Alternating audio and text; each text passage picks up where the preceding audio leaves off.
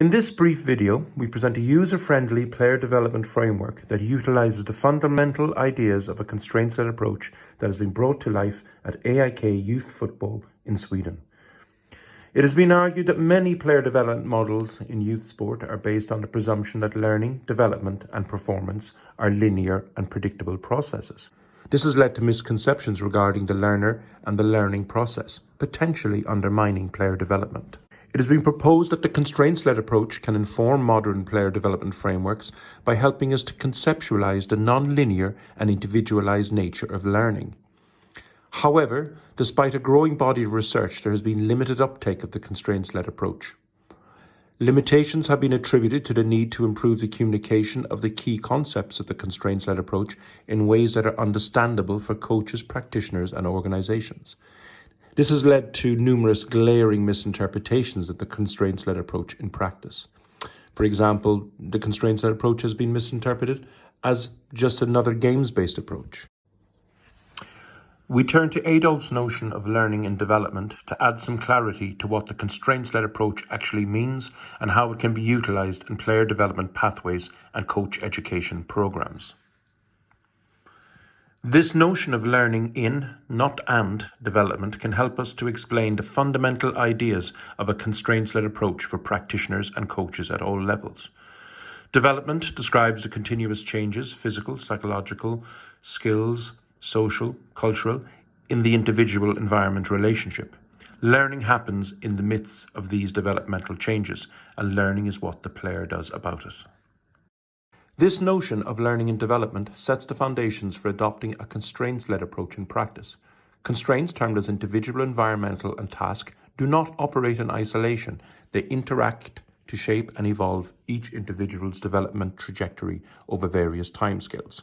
For example, the coach needs to understand that individual constraints, weight, muscle mass, fatigue, emotions, vary between and within each individual over different timescales.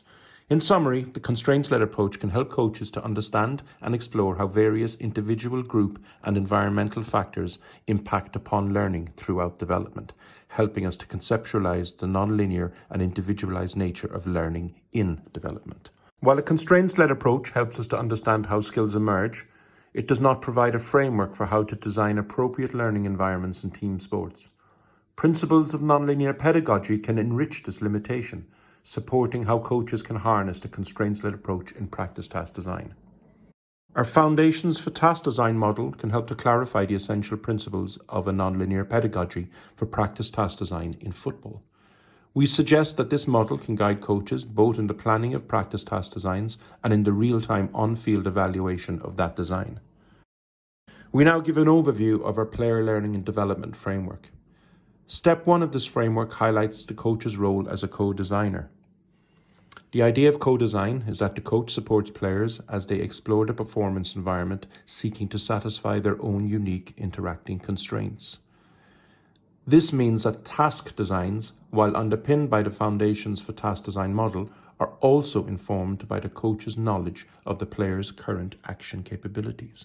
For example, the coach should be aware that a gap between opponents invites the opportunity to pass through for one player, but to dribble through for another, possibly due to differences in current individual action capabilities. Constraints used in this way should promote, influence, shape, or encourage actions, not eradicate or dictate them. For instance, a coach, through the manipulation of task constraints, can design a task that shines a light on players exploiting gaps and spaces through passing without removing the opportunity to dribble. For example, in this session, where target players are designed into the task.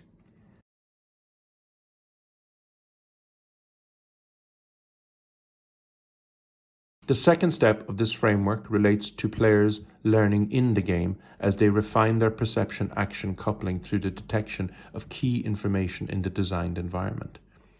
Therefore, it is important that key information sources in task designs are representative of the game.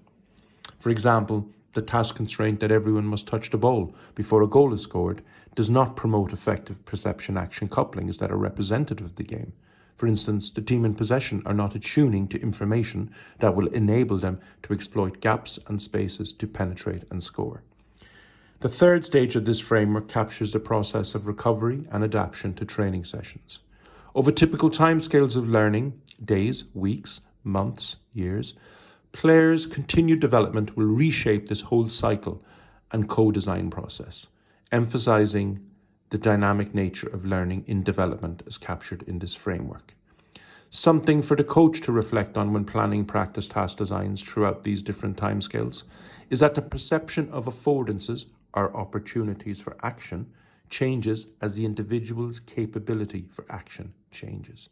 This is because, although an affordance or opportunity for action is always available in the environment, its value and meaning for each individual change as the players learn in development.